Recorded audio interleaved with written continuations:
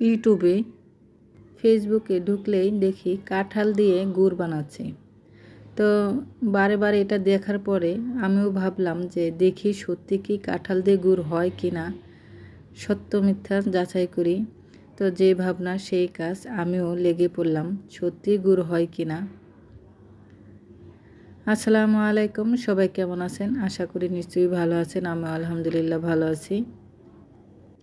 কয়েকদিন ধরে ভিডিওতে দেখছিলাম যে কাঁঠাল দিয়ে গুড় বানাচ্ছে। তো আমিও ভাবলাম যে আমিও তৈরি করব কাঁঠাল দিয়ে গুড়। তো আমার ঘরে কেউ কাঁঠাল খায় না, শুধু একমাত্র আমিই খাই। এত দাম দিয়ে কাঁঠাল এনে গুড় বানাবো, যদি গুড় না হয়। একে তো কাঁঠালের দাম, তার মধ্যে আমাদের গ্যাসও কেনা, এলপি গ্যাস। তো টাকা নষ্ট আর নষ্ট যদি গুড় না হয়। তো বসে আছি। তো আজকে